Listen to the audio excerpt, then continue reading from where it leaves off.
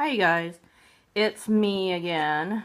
So I decided to put out another video because I have figured out another way to solve this puzzle. So if you watched any of my other hints and tips, whatever, I tell you about a gal that I do the Facebook page with and post our answers, and how amazing she is, and she solves puzzles really fast.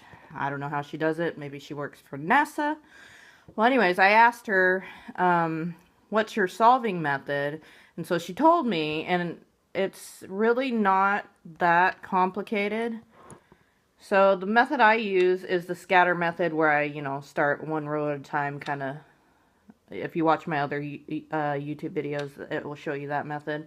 So what she does is she does the row method, and she said she always starts from the bottom. And then if that row doesn't work, then she moves to the next one. So there's really no scientific explanation or some, magical hint that says, oh yeah, you're going to solve this every time, because it won't work. But she solves these puzzles. She's been playing for a long time, and every time I'm stuck on a puzzle and somebody's asking for the answer, I always just shoot an email or shoot a text to her, and she gives it to me like within the hour. So what she does is she just does this row. She said she always starts with the bottom row.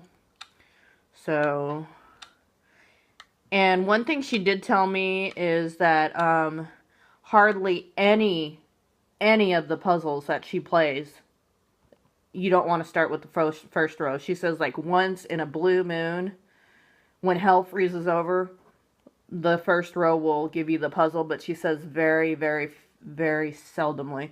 So she says that she starts with this row, and then she goes through the clues, and then she does the puzzle. But there still is, the more extreme levels that you go to, there's still going to be, a little bit of guessing involved. But she says if this row doesn't give it to you, she restarts, as opposed to, trying to fix everything. It's just better to restart, because, there's more chances of you missing something. And then she says she always goes to the second row, and the third, and then the fourth, if she can't solve it for some reason. But she says it's always easier just to restart, as opposed to trying to go back and put everything back together, which I've done on many occasions. But I find that I just, like, randomly miss something, and it screws up my whole puzzle.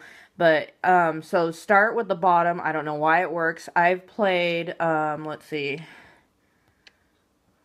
back here. So I'm not going to show you guys, me solving a level, because, you kind of get the gist of it. But I've done, I think it's, okay, it's not these two rows. Okay, it's these two rows using her method. I know it says unsolved, but I actually did solve it. I think I was trying to get a better time. But one of these, it must have been these two rows or these two rows. I used nothing but her method, and bam, I solved them all.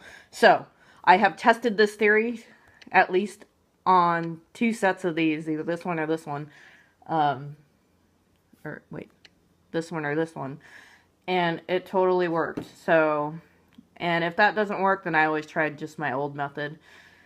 Also, I've noticed that another thing that I've been using is, once I do her method, if I have, 2 similar pieces, before I restart, say that I did the bottom row here, and I need it, oh, it doesn't work, I need to restart, always take a screenshot. Because when you start the next row, this row is always going to show you something completely different than when you started with this row. So you can always reference back to when you started with this row, and maybe it will tell you something that this row didn't. So I suggest doing that, because, yeah, anyways. And then there's going to be times where you have, like, 3 of the same character, or the same item in, like, 3 of the slots or 2 of the slots, and you want to start. I recommend, starting to guess with those, try one in each. Let's say that there's a cat in this one, and this one, and this one.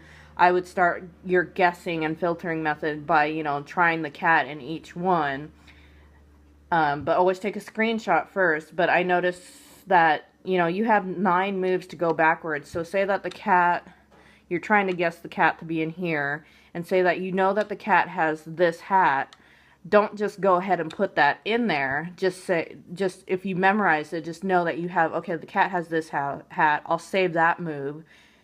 And that way, if you do 3 more moves and you know the frog goes here and you know the thing goes here, then you know and you made a mistake, you know that you can go back and, you know, as opposed to, you can only go back 9. So what I'm trying to explain is, instead of, you know, putting that extra wasteful move because you already know that that crown goes with the cat, you know, that's a move that you could skip over and then, you know, have less to undo. I don't know if that makes any sense, but yeah, always take a screenshot. So her method, I'm just going to call it the bottoms up method, is what I'm going to label it, because you start from the bottom and you go up. So just try that method. If you're stuck, try that. I mean, it's worked. You're still going to probably have to guess, but once in a while, I mean, the guessing is to a minimum, which is why I like this method. So anyways, just thought I'd share that with you guys. Please subscribe, and I hope you have a great day, and keep playing. Look at that cat. He's got a spot on his eye. Isn't that adorable?